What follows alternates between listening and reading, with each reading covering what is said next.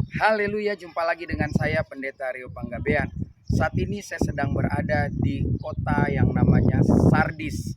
Di dalam Alkitab di situ disinggung ketika Yohanes berada di Patmos, Tuhan minta Yohanes memperingatkan 7 gereja atau 7 jemaat mula-mula. Dan salah satunya adalah Sardis. Di Sardis ini unik sekali saudara, karena mereka juga termasuk orang-orang yang kuat di dalam mengasihi Tuhan, walaupun ada lebih banyak orang yang gagal. Sebaiknya saya bacakan beberapa bagian firman Tuhan mengenai Sardis sesuai pesan Tuhan kepada jemaat di sana. Dikatakan demikian dalam Wahyu pasal 3 ayat yang pertama sampai yang ke-6. Dan tuliskanlah kepada malaikat jemaat di Sardis, inilah firman Dia yang memiliki ketujuh roh Allah dan ketujuh bintang itu.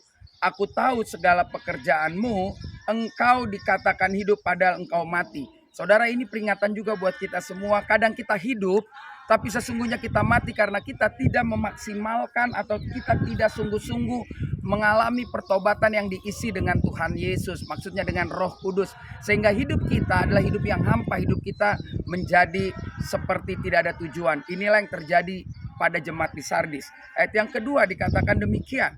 Bangunlah dan kuatkanlah apa yang masih tinggal, yang sudah hampir mati, sebab tidak satupun dari pekerjaanmu aku dapati sempurna di hadapan Allahku. Saudara, bagian ini juga mengingatkan, jangan juga engkau jadi takut atau lelah atau mundur, tetapi firman Tuhan mengatakan bangunlah. Berarti masih ada harapan kalau jemaat ini mau terus berdiri, mau maju di dalam melayani Tuhan. Begitupun buat saudara dan saya, apapun yang terjadi hari ini, bangunlah. Karena Tuhan masih memberikan kesempatan, harapan kepada saudara untuk terus melakukan hal yang benar di hadapan Tuhan.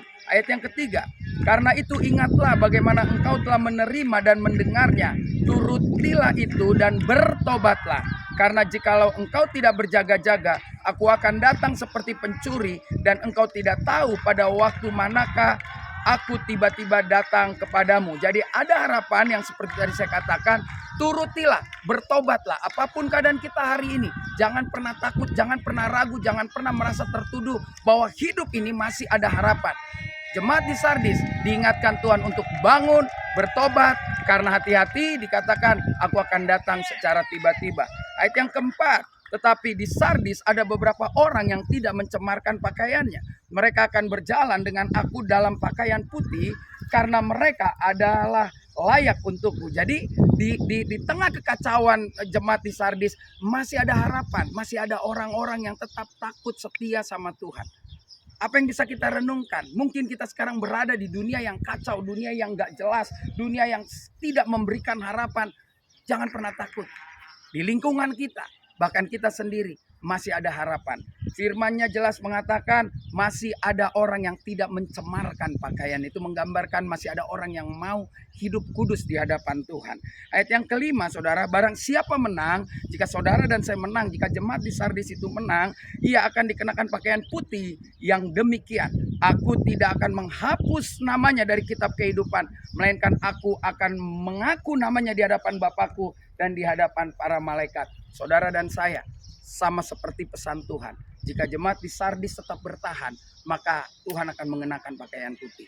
Siapapun kita yang menyaksikan tayangan ini, masih ada harapan. Pakaian putih itu belum hilang. Pakaian putih itu mungkin koyak. Tapi ketika kita bangun, ketika kita bertobat, ketika kita berani mengerjakan kebenaran, maka pakaian putih itu, saya percaya Tuhan akan menjahit ulang. Bahkan Tuhan akan memberikan yang baru, supaya saudara dan saya bisa hidup lebih dan lebih layak setiap hari di hadapan Tuhan. Dan penutup yang menarik dikatakan demikian.